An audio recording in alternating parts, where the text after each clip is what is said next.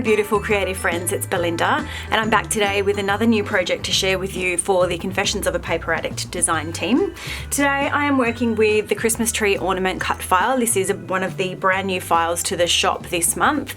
There are so many files, cut files have been released. It's really been really hard for me to choose which ones to work with, but I have already worked with one of the ornament cut files in a previous video and I really loved the design of this one as well. So as you can see, I've done quite a bit of prep work off camera.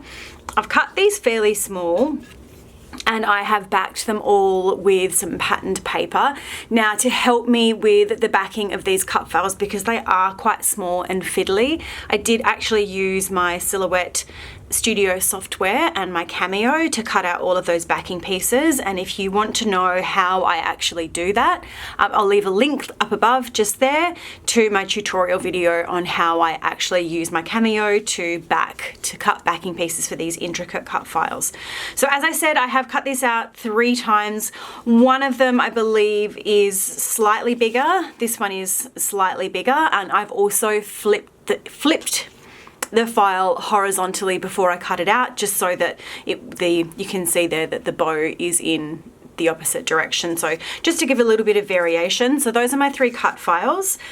I have a bit of a design idea in mind and I wanted to go with the circular ornament theme. I have also manipulated the cut file in my Silhouette Studio to just cut, if I hold this up here, you can see I've just cut the backing and the little connector piece up the top. I will go back and fill this little bit in here with some glitter paper in a little while, but these are going to be the homes for my photos.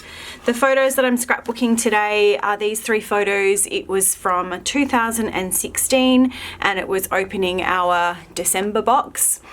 I believe we did it on Christmas Eve this year. It's since evolved as a family tradition to be something that we open at the start of December rather than right before Christmas. But this was the very early days when it was just the 3 of us and it was quite simple. So I thought I would get this little story documented as the start of a family tradition.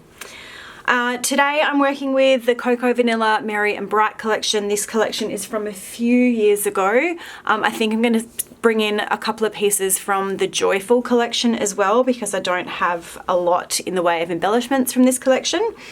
But I think that should probably suffice for an introduction. So we'll hop on fast forward now and see this one come together. Okay, so to begin with, I'm just showing you here how I have backed the tops of those little baubles, which are going to serve as the background for my photos with some glitter paper. I have also die cut some white cardstock using a stitched circle die. That's slightly larger than my photos, which I have also cut out using a circle die. Now I'm going to pop the photos down onto the top of the white stitched circles and then adhere those down onto each of the baubles. I'm just using some tape runner here and trying to line them up as best as I can just by eyeballing them. I sort of tried to think about where these were going to be placed on the layout on the page, because in a couple of the photos my husband is looking towards the right hand side of the page and in the other one he's looking straight ahead, and I was just conscious of how that would move the eye around the page and the positioning, because I've got 2 green baubles and 1 multicolored bauble. I just wanted to make sure that I had the placement right for color balance and also for the positioning of the photos.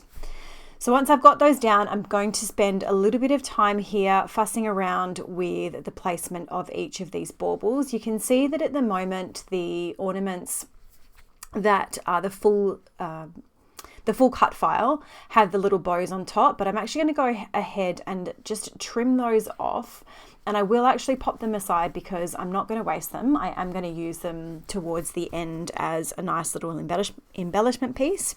So for now, with the tops trimmed off those ornaments, it's much easier for me to move them around and find a placement that I'm happy with.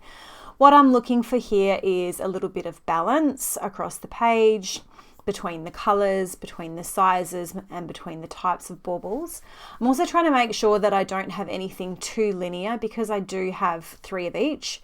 I don't want anything to be sitting on the same line horizontally or vertically. So I want to have a little bit of variation, which will just, because this is not at all symmetrical, there is no symmetry whatsoever to this layout. I want to make sure that it's not thrown off by anything being aligned. So I'm happy with that placement. I've gone ahead and first of all, I've stuck down the photos, the ornaments with the photos on them. And then I'm going to run some twine. So I've pulled out in my stash, I've got this really thick, it's a gold twine. I think there were about 10 or so strands to each piece. So I went off camera and I pulled it apart. And for these large baubles, I've put 3 strands together. And I'm going to loop it through the top of each bauble and then tie it around. I'm not even sure what the name of that knot is, but I'm just going to run that through and then pull it up nice and straight up to the top. I'm going to fold it over and then use my tiny attacher to add a couple, or not a tiny attacher, my tiny stapler, to add a couple of gold staples up the top, and then just some regular sticky tape on the back to hold that down. So off camera, I'm going to go ahead and do the other 2. They're all done. Now I can get started on placing these baubles down. So with the photos, I did use some of my foam tape to adhere those down. So there's a little bit of dimension between underneath them. With these ornaments that are the cut files, I wanted to give them a little bit of dimension as well, but not quite as much as the photos. So I've just used some chipboard, which came from some packaging. And now I'm going to place these back down again. So the reason that I wanted to string those first baubles down first is because I knew there was going to be some overlap with the smaller ones, the cut files. So I wanted to get those strings down so that I could place these baubles over the top of the threads. And as you can see, I've had to trim some of that chipboard down a little bit because it is going to lay over the top of that thread. And I didn't want it to be sticking up because the thread is a little bit thick once it's down. It is 6 strands once it's doubled over. So just making sure that I'm happy with the placement of those. Before I've stuck that one down too hard, I'm just going to bring my title in and make sure that I'm getting that in the right place. I wanted to make sure that I was leaving enough room there for the title. Now this title, this Christmas cheer, is from a Thickers set. It's from American Crafts. I'm not sure what collection it was from. I just have a few little odd random Christmas Thickers sets which I like to keep in my stash for some quick and easy titles. So that's where this one came from. It's got the words Christmas, which is a nice scripty font, and then cheer. I love that font that the cheer is in. It's kind of a whimsical looking font, which I think is really fun for Christmas. Now these are still fairly sticky, but I'm just not fully trusting of adhesive on a lot of things anymore. So just to be extra sure that these are going to adhere down long term, I am adding just a little bit of wet adhesive behind each of them before I stick them down to my page. And I'm also adhering this cheer word a little bit closer together than it was on the backing sheet because I wanted to make sure that it fit in nicely there underneath the Christmas word. And then I am going to go off camera again and I'm going to add some twine to the tops of each of the smaller baubles. Now with these I used 2 strands rather than 3, and you can see where it would have overlapped the title there. Rather than having it go over the top, I actually just pierced a little hole on either side of the title and then ran the twine behind it. So it doesn't obscure any of the title, and I really like the way that it looks. It was a nice fun little addition. So I have a little bit of journaling. There's nothing too crazy here. It's just talking about how this is the start of one of our family Christmas traditions, which is still continuing now, and that is the Christmas box.